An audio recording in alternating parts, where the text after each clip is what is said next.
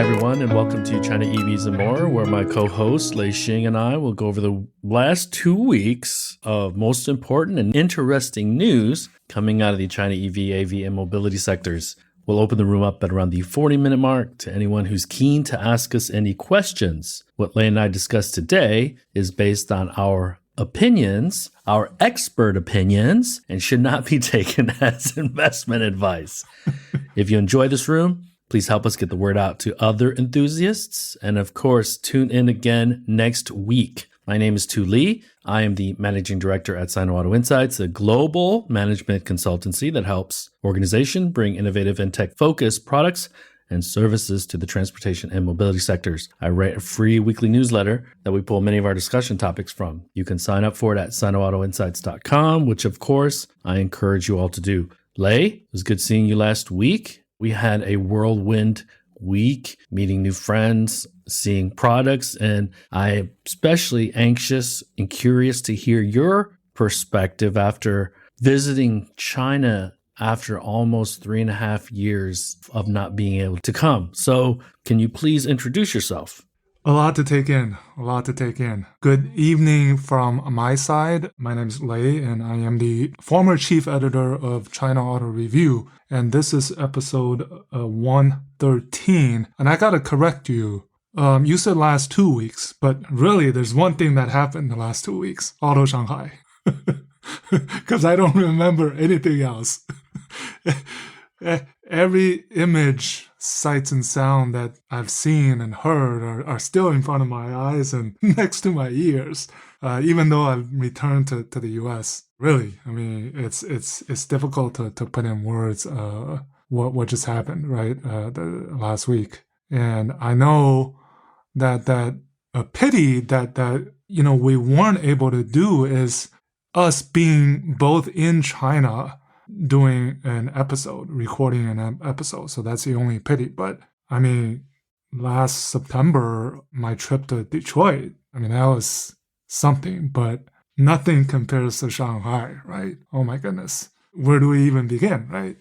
And I need to catch my breath. Let me start because I hadn't been in China for about 7 months. So I was curious to see Shanghai because, as most of you know who listened to the podcast in the past, Shanghai is one of my favorite cities. It's one of the liveliest cities I've ever been to, and I had the pleasure of living in for a short period of time. But when I got here, there was a bit of COVID residue. The energy was there, but not as high.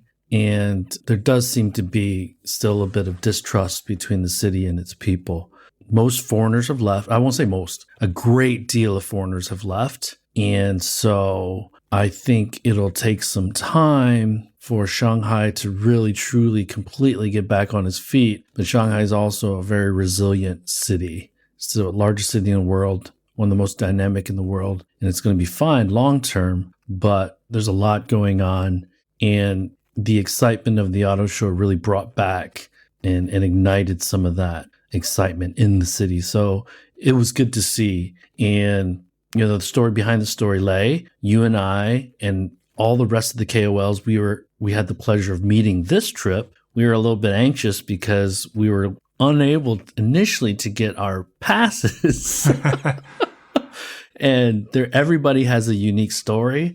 And I will say that there were one or two EV company pretty high up in the food chain of these EV companies for communications that they were not actually able to get in for a day or two. And so I feel lucky that I got my pass and was able to get in on Tuesday and walk around on Wednesday as well. So maybe you can tell a little bit about when you got in, what you saw, how amazing and or shocked you were. I don't want to put words in your mouth. So why don't you go ahead and take over and describe to everybody what you saw? Yeah, maybe, we break this special episode into maybe 3 parts. So first we can talk about just kind of the scale of Auto Shanghai. And the second, who were there, whether it's the brands or the CEOs, as much as who weren't there. I think were telling. I think also importantly is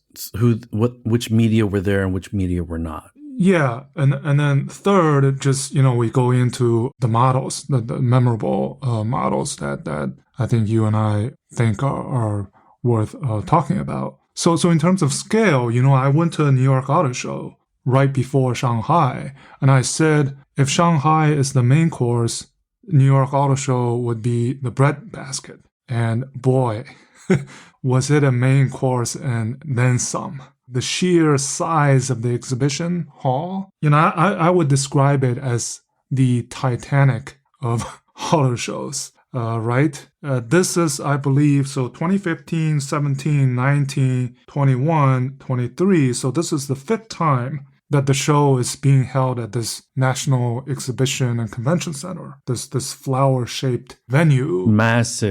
Massive venue. Next to outside of the Hongqiao Airport and railway station. And there were 13 halls altogether. So 9 dedicated to passenger vehicles, 3 dedicated to suppliers, tech companies, totaling 360,000 square meters. And Lei, let me stop you there. It's very important to note that there were tech companies, sensor companies stacked up against traditional automotive companies. So they're all kind of bled together. Yeah. There wasn't this line of demarcation said that you fit into this bucket and then you fit into this bucket, right? Right. And then, so again, basically the New York Auto Show is just one of those 13 halls.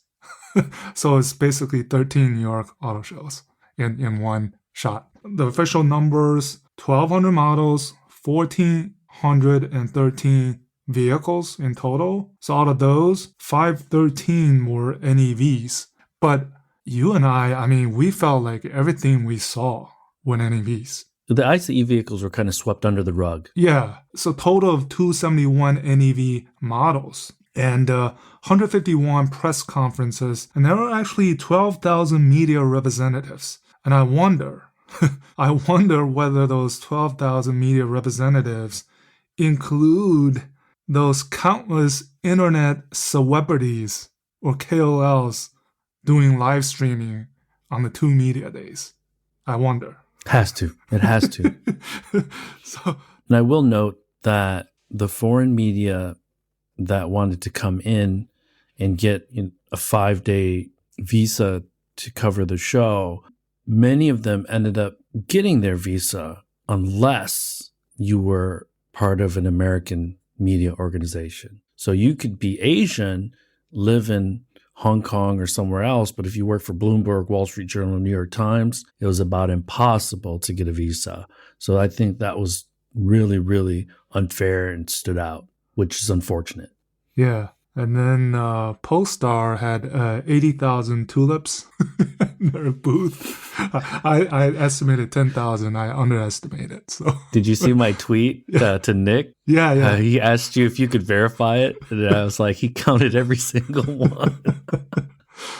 So, yeah, I mean, there was a bit of everything. The massive scale, just like last time it was in Shanghai, there was one piece of controversy, and all the media are saying BMW, but it was actually Mini and not BMW. Right. And the latest from that incident is while other booths are now trying to give away free ice cream, the organizers have called off. So they're stopping everybody from doing this because I heard that BMW or Mini complained. So this is being stopped. No brand is allowed to give away ice creams. But explain what happened. I mean, this at the Mini booth there were these 2 ladies working there, supposedly giving out free ice creams, and they weren't foreigners; they were local Chinese women. So I guess the Chinese went up, and then the lady said, there were no more ice creams. And then later on, a foreigner, supposedly a employee of BMW, came to the booth and were given ice creams. And somehow this was shot on video, and it blew up into a huge firestorm.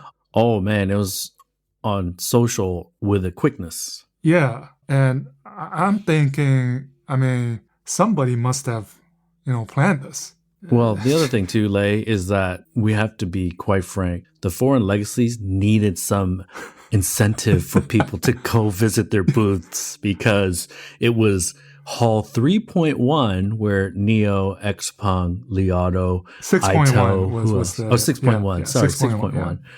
That, yeah I mean, it was elbow to elbow. And at 8:30 in the morning, Li Auto booth was packed for the press conference, and then everybody shifted to Xpeng, then everybody shifted to Neo. It was a mass of humanity going back and forth. And then Zeekr was there too. So yeah 6.1 was the hall to really spend the time in. And the carpet in 6.1 probably needs to be replaced because, and it could use Hall 3.1 where all the foreign legacies were to reuse that carpet to replace the 6.1 hall carpet. That's how bad the traffic was. So for the second straight Auto Shanghai, we had some kind of an incident, and 2 years ago was the ladies dancing on the Tesla. Let me add this with that. I was actually told, a rumor was that Tesla was uninvited to the show. That's what I heard. Well, even though Tesla wasn't exhibiting, they made news, right? They made news with the SpaceX launch, the price drop, and the earnings. That was right during the auto show, beginning of the auto show. I mean, it was so big that I walked basically 20,000 steps in the 2.5 days I was there, and I still didn't get to visit every booth. That's how crazy it was. That was never going to happen for Yeah, me. So. I think if you wanted to do that, you probably have to spend one day at every hall to really see and feel everything. But I mean, that was, I think, was in terms of size, opening up, coming out of the pandemic, the buzz, it was just mad. I mean, it was, yeah. And I will say, when the system works, it works really well. The passport, the QR scanning pre-registration, and the face recognition. It's a little scary because they're registering your face for this auto show. But Yep. when it works really well. And I didn't have to wait in line very long, and I didn't go through that huge snake line in the other entrance. So for me, and I got there early on Tuesday because I was interviewed by CNBC, Right. so that was quite an experience. Yep.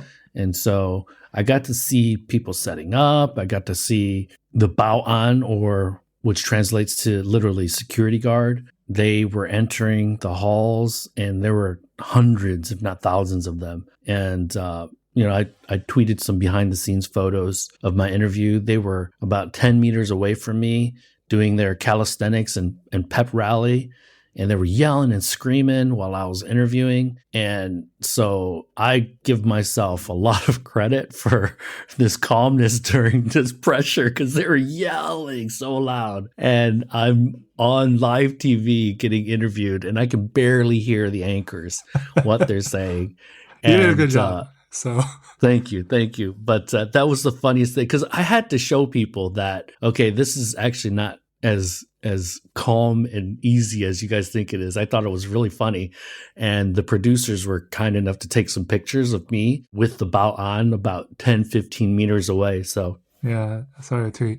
So in the previous Auto Shanghai, this type of technology wasn't used, right? Is that correct? It's kind of the last one in Shanghai, it was a little clunkier. So this is much more streamlined, but the actual ticket, getting the tickets was much more really different. So what happens, I think there's a step process. You had to get the badge itself, the physical badge. And then on the badge, there's a QR code you scan, and you got to enter your personal information into the WeChat mini app. And then for foreigners, you had to go to a facial scan first. And once you get all that taken care of, you just walk right into the gate. It'll scan your face and you go in.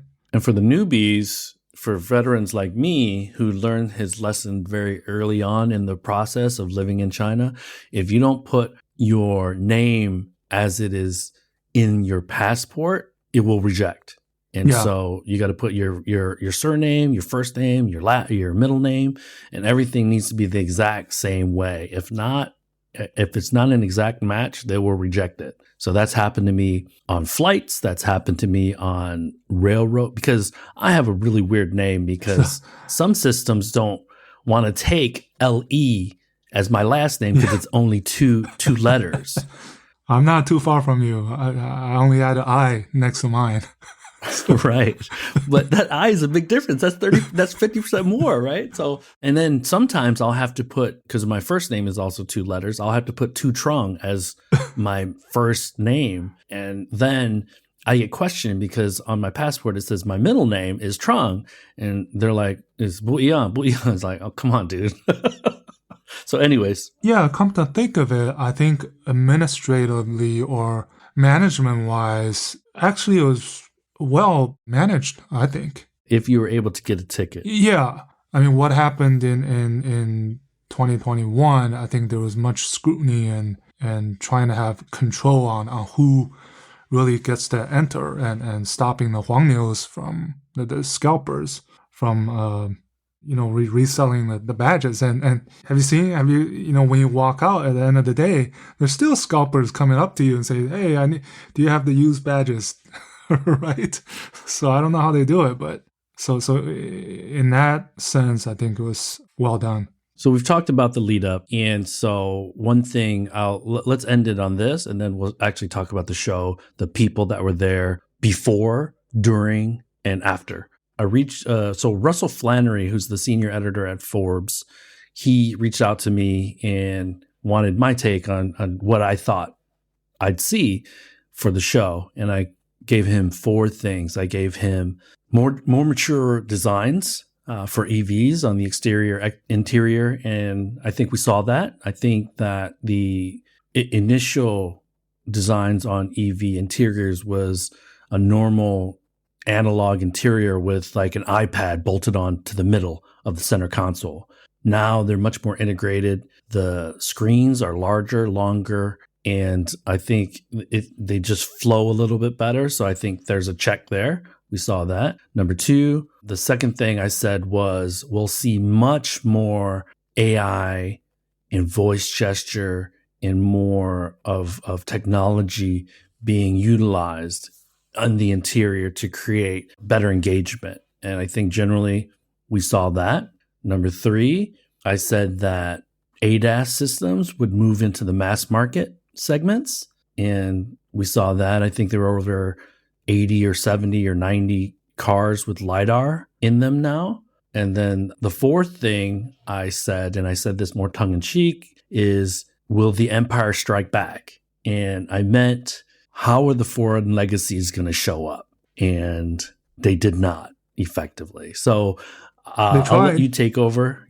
Well, 1 or 2 of them did, but none of the vehicles, with the exception of the ID7, really got any coverage. I can't think of any foreign legacy vehicle that got any airtime besides the ID7, and most of that was, I think, pretty flat. So what were you anticipating, and what did you see? One summary I would say is Chinese brand EVs revealed or launched, countless. Foreign brands, just a handful. And I can give you this handful right now. It's the ID7, Polestar 4, EX90. I wouldn't even consider it because it was revealed much before. Already launched. Yeah. It was already launched. Buick Electra E5, the Mercedes Maybach EQS SUV. There's the 2 Toyota BZ concepts. There's the Kia EV5 concept, and there's the Honda EMP2 S2 models. And I think that's it. I can't remember any other ones that were really significantly talked about. The other notable announcement was about an ICE vehicle, and it was from Lincoln, who said that they were going to build the Lincoln Nautilus in China and ship it to the United States. Yeah. That was kind of the only other notable thing I remember. And then there's the refresh of the Porsche Cayenne, which is a very important model for the Chinese market, before it goes into the full BEV version by mid-decade. But what I wanted to share was, before Shanghai, I spent a day in Beijing, and I know you're in Beijing. It felt just like home. I had Peking duck with my father-in-law, and then he Where'd you cooked it. go? Dadong? No, it's the 紫光 yuan. Ziguang, Ziguang. Okay. Yeah. Yeah, okay. That's a local favorite. So you need Right. to go if you're still there for a few days. And then he cooked a nice dinner for me that night. And then the afternoon, I went to Solana Mall to check out all the showrooms. And it so happened that Peter Noda, the board member of BMW Group for sales and marketing, had an entourage visiting the NIO showroom. So I took a little video and I posted on on Twitter. And they later went to Expo and yeah, so I thought that was interesting because for the German companies, these board members, they were in China well ahead of the Shanghai Auto Show to learn, to be shocked as I was, to hear, to touch, right? To feel, to talk. And let's be clear on this, Lei. And I joked about this on Twitter. They stand out like a sore thumb in the auto show because they're wearing their white button-down suit shirt without a tie and their suit. And they were visibly impressed, concerned, curious, and exasperated all at the same time. You could see that from them. Yeah. Because there was always 3 or 4 people together and you always knew who the senior man was. And, they finally get it. I think, yeah, they get it. And you saw that through the BMW, they had a brand night. And I'm just read off some of the slogans they put up on the slides. They said, "What moves Chinese customers today will move the world tomorrow. What works in China works all over the world. It's why we not only say but truly feel that BMW is at home in China. More impact of our R&D in China, more China in our worldwide R&D organization. China is the place to be." And then after all of that, there's the BMW Mini ice cream gate. I mean, how ironic is that, right? I got to tell you, Lei, watching Volkswagen, some of their tweets and some of their announcements, watching BMW, with what you just said, they've been reading my newsletter. They've been listening to our podcast because guess what? We've been preaching this shit forever, right? We've been preaching this shit for years. Yeah, so Volkswagen announced 100% tech co. It's not yet ready. I think it's next year. Yeah, so that to me, I tweeted about that. There was a Volkswagen Group tweet that said, we're going to move 30% faster and we're starting in 2024. Yeah. I was like, why can't you start tomorrow? Number one. And I wrote, okay, is 30% really that impressive if you need to move more than 50% faster? So, I think you can see you can see very clearly these, especially the German companies. They're trying to move fast. They're trying to catch up. They understand what's going on. They have these actions in place. But Diess knew it already. That's the problem with Volkswagen specifically. Diess knew it already, so they wasted another year. Because Bluma is like saying effectively, he's not saying the same thing, but he's doing the same thing. It's frustrating to see. And then at the Denza press conference, they put up a slogan on one of the slides saying, the traditional premium is about logos. NEV premium is about technology. that was and I actually did go into one of the Denzas on display and just try to feel everything inside, why it's I think it's the top selling electric MPV right now. And right. Everything just worked. Everything just comfortable. Here's a quick anecdote of foreign versus Chinese domestic. I went over and checked out Audi, checked out SAIC, Audi and stuff like that. And Audi's booth, immaculate, beautiful cars. I'm a huge, huge fan of the RS e-tron and went over there and wanted to sit in it. Nobody in line. I just put my bag down, sat in it, took some pictures of the interior. No problem. Mei Wen Ti. And then I go over to the Zeekr in Hall 6-1. I waited 10 minutes to get into the Zeekr 009 MPV. 10 Yeah, minutes. the Zeekr X, I couldn't get in because there was a lot of people looking at it, as well as the BYD Seagull, which I think is one of the most talked about models Yes. this year because of the $11,000. Yeah. So in addition to taking 10 minutes to get into the 009, which is a beautiful executive MPV where the rear seats recline, they have these leg rests, and we're talking, I could consider getting one if somebody wanted to drive me around in it, right? What did you say in your tweet? The electric MPV is the new Yeah. sedan or something? So Or, yeah, so I was kind of joking around because a few years ago when the EV companies kicked off, a lot of them had launched with sedans, and so I tweeted that the electric MPV is the new electric midsize sports sedan, and oh, so yeah. because everybody is launching Li Auto, Xpeng, and a Buick with their EV GL Ba, so and Denza, so that's going to be a super crowded market. So for a niche vehicle, that is high margin though. And then the Americans, so Buick is really the only one that showed really anything significant with the first model with the Ultium platform. And other than that, right, Ford, I mean, Jim Farley was in China, but chose not to go to the show. I think he was just visiting JMC and Chang'an, right? And he left. Well, they didn't really have anything to show, anything significant. So Right. They had pickups. They had Broncos. They had new what's the new pickup that they're localizing production? yeah, the I forget what it's called. I know what you're talking about, but I forget. It's interesting that you make that move at this point in time when NEV is everything, right? And then Stellantis, I remember nothing about Stellantis.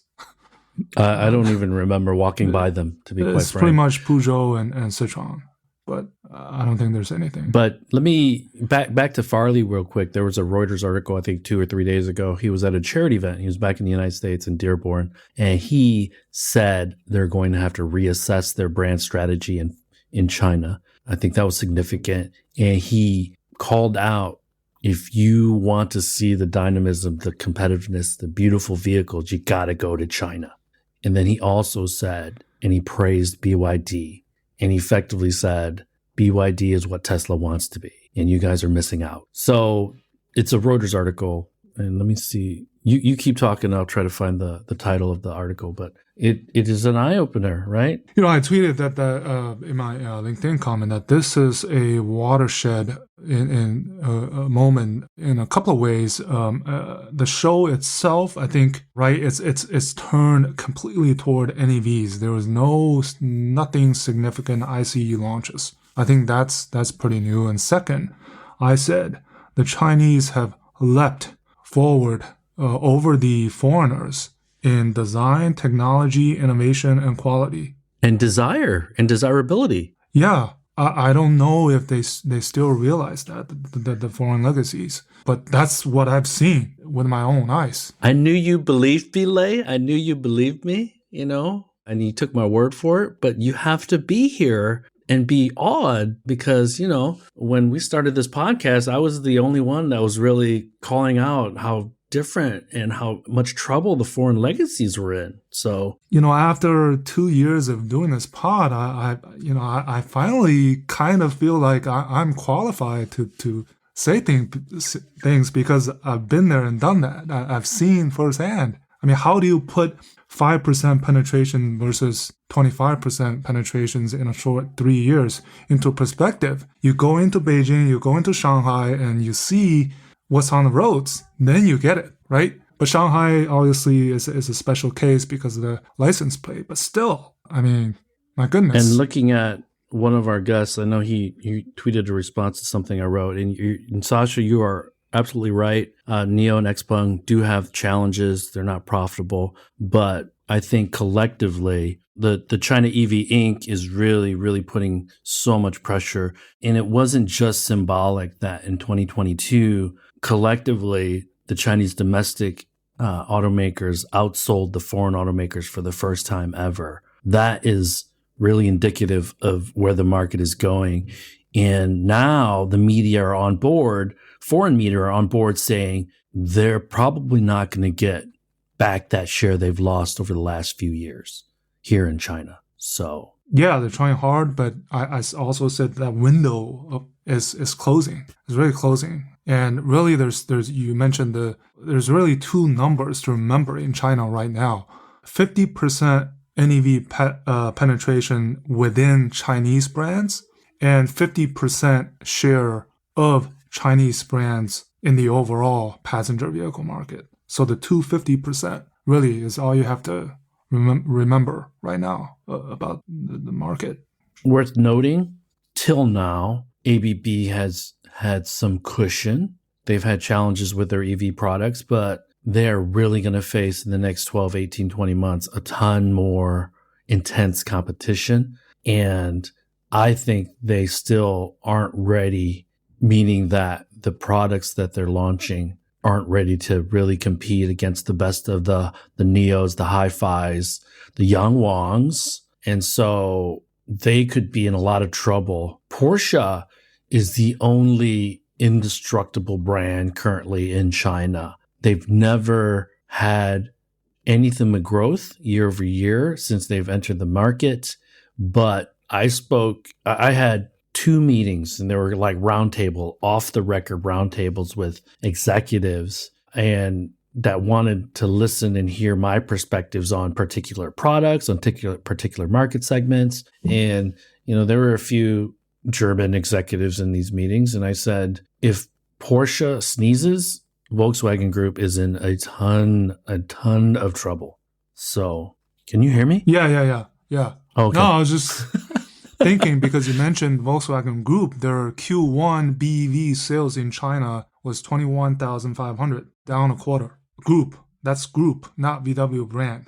So I don't know if it'll improve. We have to remember that it's not the logo anymore, as you had stated. And if you look at the Tesla Model S Plaid, it is much easier if the powertrain is electric to create a performance version of a current vehicle. So how does Porsche really, don't get me wrong, I love Porsches, but I'm an old school automotive guy. And I would always, if I could afford one, I'd always have a Porsche in my garage. But, the Chinese consumer, they don't appreciate the Porsche brand like you and I would. So if there was a domestic player that had a 2.5 second, look at the Lotus Electra. Like the performance version goes 0-60 in like 2 point something seconds.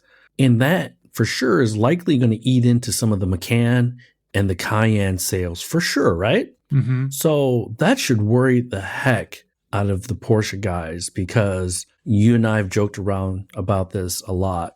I sent my kids to a local school in Beijing, and every other car was either a G500, Mercedes G500 wagon, a Porsche Cayenne, a Porsche Macan, or a Land Rover, Range Rover. So that Lotus is poised to really take on the traditional Germans on the mid-size premium SUV segment, and it should scare the crap out of Porsche.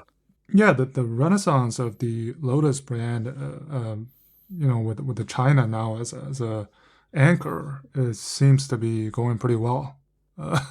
So, but then again, there's right. We talked about this many times, that the internal cannibalization of those three models, the 3 and the EX90.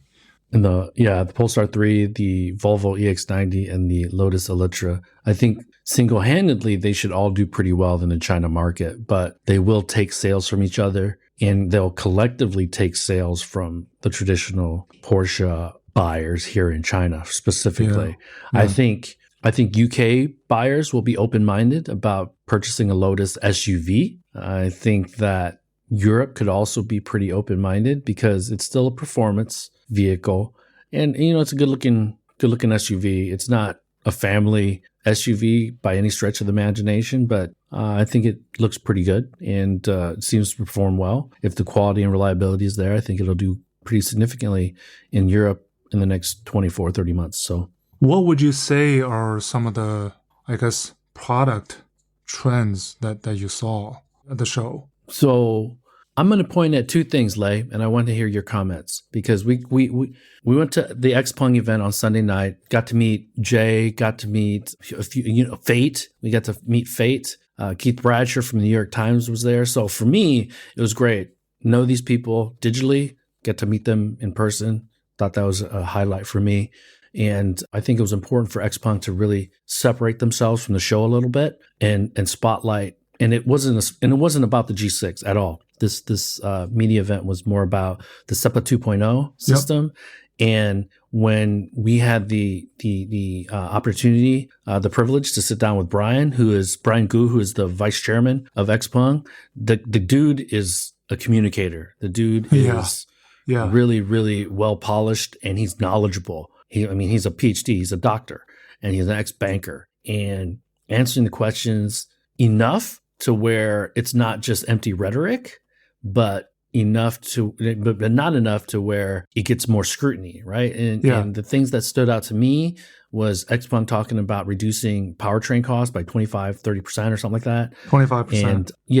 And that's significant. That's game changing, right? That's Tesla-like cost savings for their single chassis front and rear. And then the other thing that really didn't get a lot of airtime that I thought was significant was Li Auto giving away 80 Max for free for life. I thought that was really significant. Nobody picked up on that because it's going to change the calculus in some car makers here, at least in China, because they were counting on subscription fees for ADAS systems for the life of the vehicle, right? So that's going to change strategies for sure. And then actually, I'll bring up two other things, one other thing. You had said in our last podcast that these price cuts due to the price war for these new vehicles were already embedded. I've used that in a couple statements already. So thank you. And I've credited you for that. So for instance, I don't believe the Zeekr X in December or November from the brand team or the product team thought pricing should be 190,000 RMB.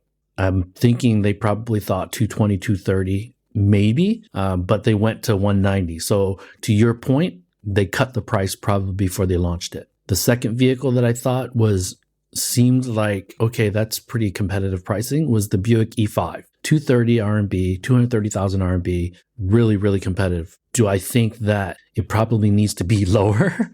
Yes, because I got into it. I got in it. It's nice EV, but it doesn't stand out. And the price of entry of a midsize EV that is not super significant in any way is probably 200-ish thousand RMB. So there's a joke. I don't know whether you've heard the joke on the 3 GM brands in China. It goes, the Chevrolet has gone down the drains, Buick has become Chevrolet, and Cadillac has become Buick. It's crude, but that's almost feels like what happened, right? That the brand dilution has been significant. And I have to tell you, I did speak with a few people with their crosstown rival, and they are really waiting on Dearborn to show them that they are committed to the China market, because Farley came here. One of the reasons you said was to meet up with JAC, but the other reason was to reassure the Chinese staff that they are committed to the China market. And I think I mentioned this too. I also heard that Doug Field was in China as well, and they may have visited quite a few of these startups, just to learn, discuss, whatever, how far they're ahead. Let's say, on the vertically integration of e-motors, let's say a NIO, for example, that they do their own XPT motors, right? And they're way ahead of Ford in that respect. But back to the product trends, I think there are a few. I think one stood out was these GT models, right? So there's a Neta GT, there's the iCar GT, there's the Hyper GT. I think that's an area worth looking at because the foreigners are not touching that at all, but Chinese are kind of experiencing with that segment. MPVs, obviously. And then there's these PHEVs or EREVs. Let's say a good example would be the Wei Lanshan, the Blue Hill Lanshan DHT PHEV. that's going competing directly against Li Auto. And then you have the Galaxy L7, which is also a PHEV. Job one just rolled off the line. Yeah, so there are a lot of these type of, I think PHEVs are still an important kind of segment that will grow. And then again, Xpeng, this competition on this all scenario NOA, NGP, whatever you want to call it. There are multiple companies that have said they can use standard definition mapping now. So so the Li Auto's lifetime free NOA, in fact, effectively is a price cut, right? Again, and then you have companies like QCraft. You did, right? Test out. I did. Yep. Yeah. Their highway NOA. They're also launching the city NOA. With either with lidar or without lidar, and then the HD mapping that Brian Gu talked about to reduce cost. That's going to happen. And he also kind of mentioned wherever there's an opportunity that we may not need lidars, again, to reduce cost. So the irony of it is that they're leaning into or moving towards the Tesla philosophy a little bit. So yeah, the vision philosophy. Yeah. And then other than that, I think I think there were some sleepers, not automotive related, but for example, CATL made quite a few announcements. Right, their Qilin battery on the Auto, the condensed battery. There was some sodium ion chatter. The aviation battery. Yeah, so I actually spent some time at CATL. So checked out basically the Qilin battery. Zeekr 009 is the first to use it. They want long range for that battery, whereas Li Auto want fast charging. So they're tuning that battery differently for these two customers. Right. Okay. And then condensed battery is that mystery of the next, I guess, breakthrough that basically is what deciding the end of the ICE age or something, right? And good friend of the show, good friend of yours and mine, Steve Levine. He was pinging us during the CATL news conference, wondering about the sodium ion battery. So sodium ion, there weren't. I mean, Chery, right? They announced Chery is the first one to use it, and there was rumor that BYD was going to use it, which is interesting because they're kind of competitors. But the only thing I heard from the tech people on site was there's still some upstream material bottlenecks for that sodium ion, but apparently that's going into production later this year. So for those not that familiar, to not to oversimplify this, but sodium takes out the lithium, obviously, on the battery. The range is lower. It's cheaper, one of the big reasons, because there's no lithium. And it holds its charge better in the winter time. But because of the lack of range, what we'll likely see on the initial set is on the lowest priced vehicles that the customers aren't going to buy it because it has a long range. So think Wuling Hoguan Mini, BYD Seagull.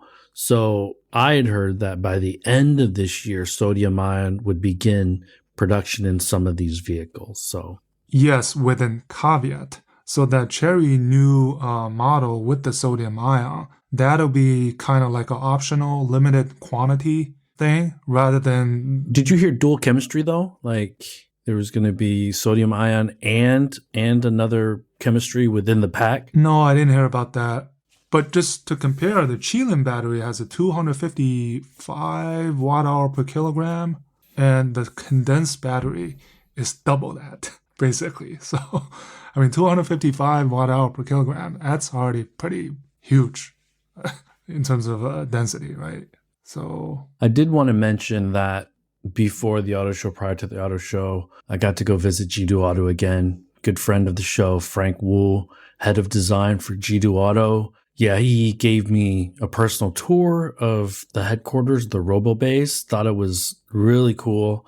And one thing I did notice that stood out to me while touring Jidu Auto is that and maybe you've experienced this in the past when you visited companies, but I felt this every single time I would go to a tech company or when I worked at some Chinese tech startups, is there's always this like tense atmosphere, and it was never quite very good. It was like a little bit fear, a little bit tense. And so when I went to G2 Auto, because they consider themselves a technology company, not an automotive company, I felt this not laid back, but more confident vibe in the, just looking at people, talking, drinking coffee in the common areas. It was like they were very hopeful. And and you'll get an opportunity to do this next time you're in town. He took me into the design studio. I couldn't take any pictures, obviously, but I came away very, very, very impressed. They're a year from delivering their first Robo 1, they're going to be delivering the Robo 2. So they've been able to do this in less than 2 years, which is really impressive. And the Robo 1, if they can execute flawlessly, that's going to be a game changer from a technology, voice control standpoint. So I'm very much looking forward to next time I'm in town, maybe getting a test drive of one of them. So yeah, I think they've been quiet lately. It's down to execution phase now after all the talk, right? So I don't expect nothing better out of them. Oh, the other thing that you'll get to do next time in the summer is test out one of Baidu's no safety driver robotaxis. I've already made a rain check. So it was funny because our contacts reached out to me and asked when I was going to be in Beijing. So I set it up, and they were hosting some Tsinghua University students, international students. And they invited me to sit and talk to these students about the EV space and things like that. And little did I know, they also invited a good friend, Duncan Clark, the writer, author of The House That Jack Built. And he started an advisory firm years ago here in China, in Beijing. Cool. He's old China hand, old Beijing hand.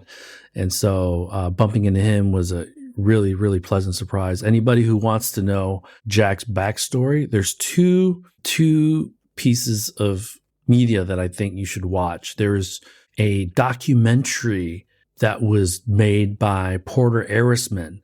At the time, he was the highest ranking non-Chinese at Alibaba. And when they had hundreds and hundreds of employees, he's completely fluent in Mandarin.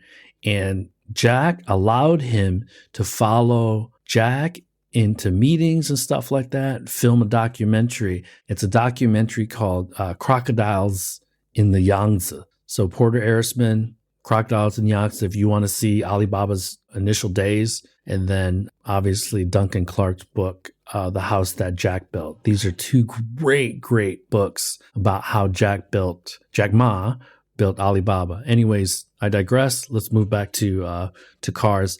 I was really impressed with this latest version of the no safety driver. So I've been able to do now the Cruise in San Francisco and Baidu here with no safety driver. And man, it just makes things more real for sure. We rode around for about 25 minutes in Yizhuang.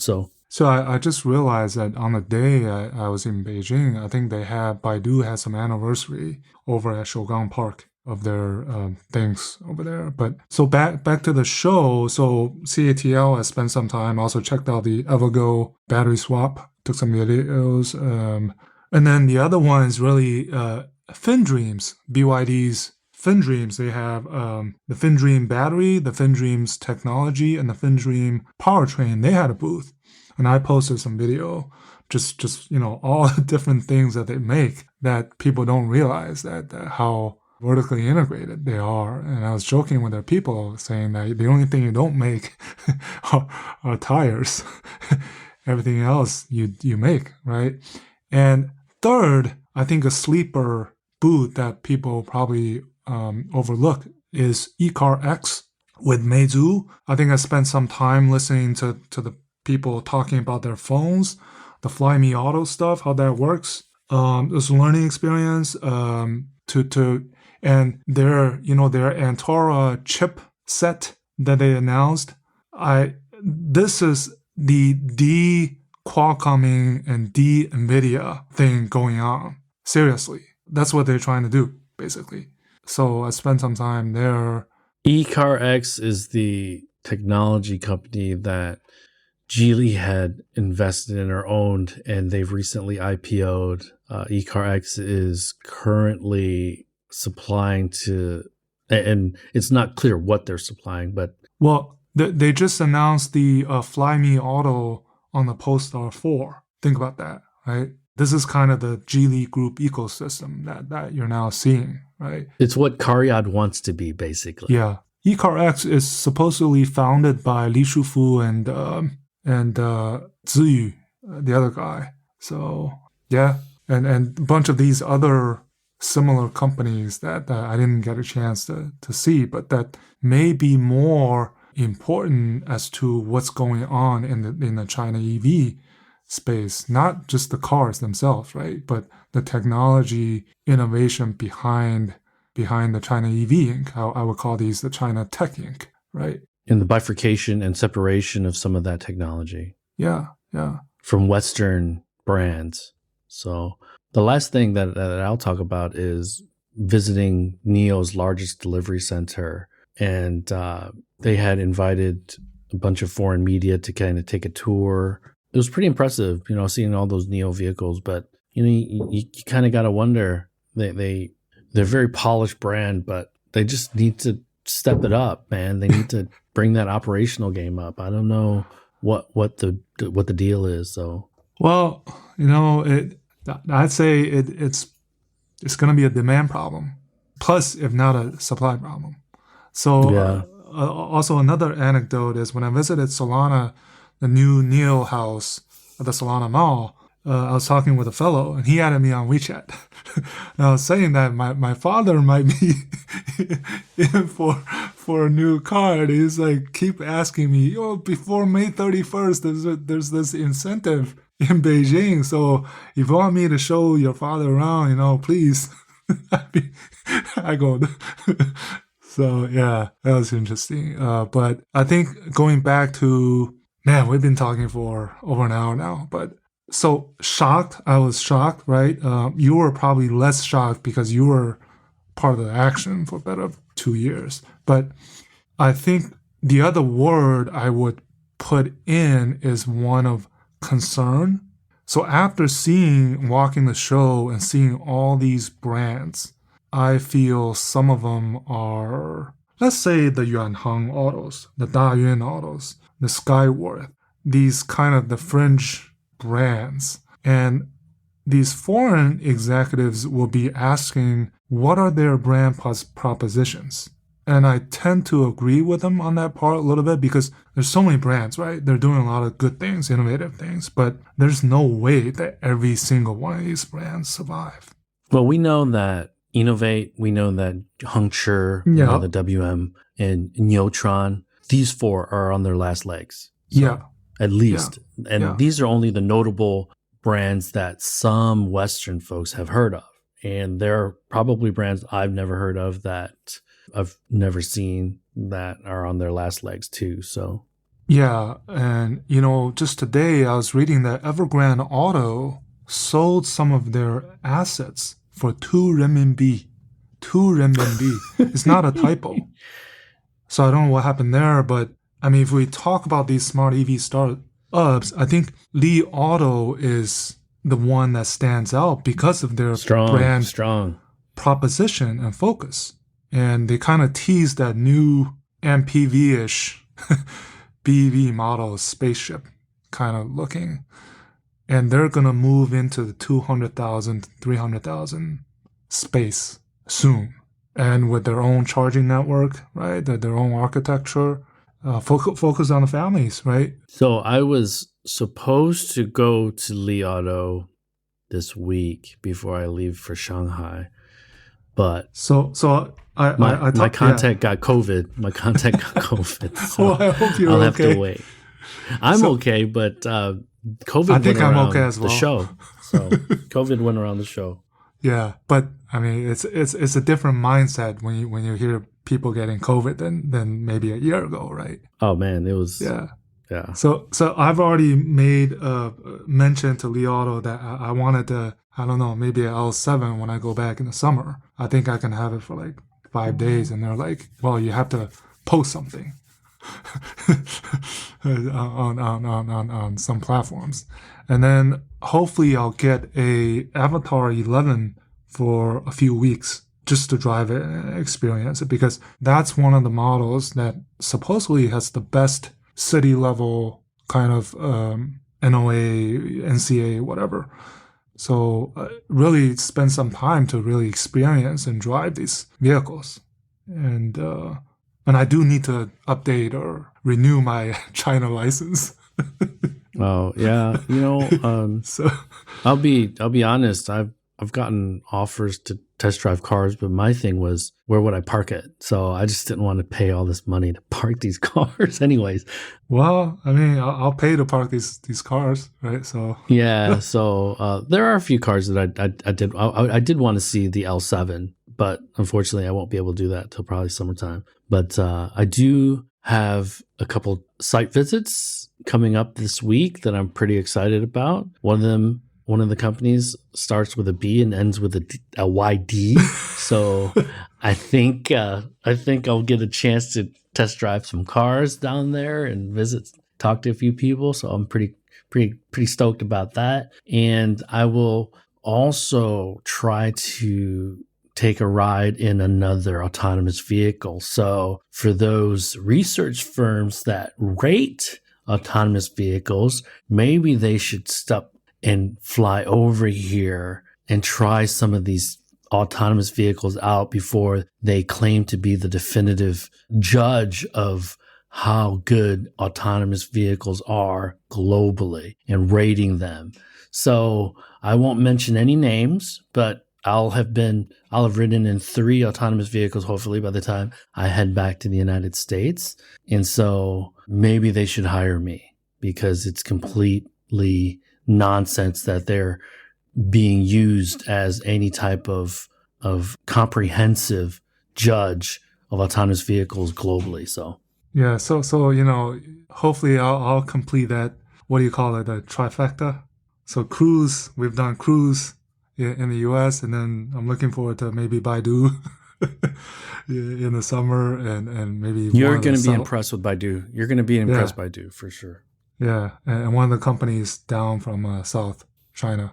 I've ridden. The one thing I will say, I've ridden in probably a couple dozen DDs now, or at least a couple dozen. And for the fleet vehicles, it is awkward because of the flat rear seat. How in an ICE vehicle, it goes farther than the floor, and so your knees can bend properly while your feet are flat on the floor. But in the EVs on the fleet side, whether it's Rowe, whether it's some of these other brands, I've been in a Geometry, I've been in Rowe, I've been in a few other EVs. Beijing Auto, they have this flat, and it makes your knees kind of stick up, and it's not super comfortable. So that needs to be addressed. But the battery pack won't let them do that, so they need to figure that out from a design standpoint. And hopefully DD as well. Did you go? You probably didn't have a chance to check out the DD booth. They showed that we're looking concept. Yeah. Neuron something. Next time I'm here, there are other companies that I'll go visit and talk to. But I just, I wanted to spend more time with fewer companies than just say, take a picture and say I've went here and went here. So, anyways, I mean, they do have, DD does have the XC90s running in certain sections of Shanghai. You can hail them, I think, in the DD app. So, but one other thing that I'll say is I do like the Polestar 4. I think it'll sell well. No rear window is a weird thing, but it looks better than the Polestar 2. So it's going to be a fairly competitive price at around 60,000 euro here. I think it's 300,000 some renminbi. I think the price was announced yesterday or something. So I think it should do well. But surprisingly, the Polestar 2 doesn't sell well at all. So not in China. Not in China. In Europe, it does. But again, don't be surprised when you hear about these established brands that are very familiar to Western folks that are just getting hammered here. And because, as you now have experienced, Lei, the number of green plates, the number of brands, the number of products, that stuff is real, man. It is intense and cutthroat. But hey, do you have anything else? Because I think we should open the room up for anyone who has any questions or comments. No, I think we've covered a lot of things. We can't be exhaustive. I mean, there's so much else to talk about, but we'll have some residual for next week, and there'll likely be more fallout from some of what's going on. But if anyone has any questions or comments, please feel free to raise your hands. And you know, Jack, we got to meet Jack. I got to meet Jack for the first time last week. I think that dinner with all the KOLs was really, really cool. Got to shake hands and share a pint with all those guys. So, you know, that's the best thing is to see these people that you've talked only online, and then seeing some of the older friends and making some new friends. That's, you can't beat that. I mean, and do it in Shanghai. Shanghai, after what Shanghai went through a year ago, is just special, right? It's just special. You appreciate everything. Definitely one of the dinner is definitely one of the highlights I'll have from the 3 weeks plus that I'll have been here. And, you know, just cheerleader, want all of them to do well. Some of them are really significant KOLs. So good for them. But again, if anyone has any questions or comments, feel free to raise your hands. We'll bring you up and get your question answered. So anything else that I'm thinking of, buddy? Oh, did you see Xpeng had the cartoon, like a digital cartoon that was posted on Douyin that kind of made fun of Tesla? I don't know if you saw that. I'll send it to you. There was two people driving a G6 and they were talking about the NOA stuff. And so, because remember that Tesla doesn't have FSD launched here. They only have autopilot. And so there's speculation that Tesla wants to launch FSD, but they're not sure if the Chinese government will allow them to. That's all completely speculative, but it is something that is worth talking about. It looks like the Goshen factory in Michigan is also going to move forward. There were formal announcements of, I think, the incentive plan for them. Still very, very controversial. And Ford announcing that they're exporting the Nautilus. Now, this is no different than the current GM shipping the Buick Envision to the United States from China. But there was some pushback on that, right? So, and also Volkswagen and Anhui exporting the Cupra Tavascan. That was confirmed. So yes, yeah, yes, and we know that Volkswagen will also be shipping Chinese product to the European markets starting in 2024. So that's probably one of them, and there could be others, or there will be others. I'm just not sure which ones yet. So, yeah. But actually, let me ask you, because we did not talk about the ID7. Did you get a chance to sit in it? Yes, I got a chance to. I'll post a little bit video of the interior. Actually, it's a great step up from the 4 and the 6. I think it's well done, but the execution again is in the HMI and whether that's going to be buggy or not. I think that's very important. So I talked to a few insiders, man, and they weren't so high on it. They just don't think it'll be able to compete here. So no, just remember, I talked about the iPad screen. If you look at the interior of the ID7, it still looks like a bolted on iPad as opposed to like being fully integrated into the front console. But anyways, go ahead. Sorry. No, I think it was okay. I think it was well done. I like it better than the 3, 4, 6. Yes. No, yes, I agree with you on that, but I don't think that's really saying that much. So anyway. Yeah, so I just remember the other one was about this LiDAR competition. You mentioned so many vehicles with LiDAR. So now the next innovation is putting LiDARs integrating onto the screens. So we've seen Innovision and Hesai announcing deal with Fuyao Glass, which is basically the biggest glass supplier in the world, basically integrating the LiDARs into the windshield rather than putting it on top of the roof. So I think that's kind of the next innovation coming. And then basically Luminar, right? They announced their kind of the entry 1 million vehicles equipped with Luminar LiDAR by 2028. And then they're producing in China with the TPK. So that was announced.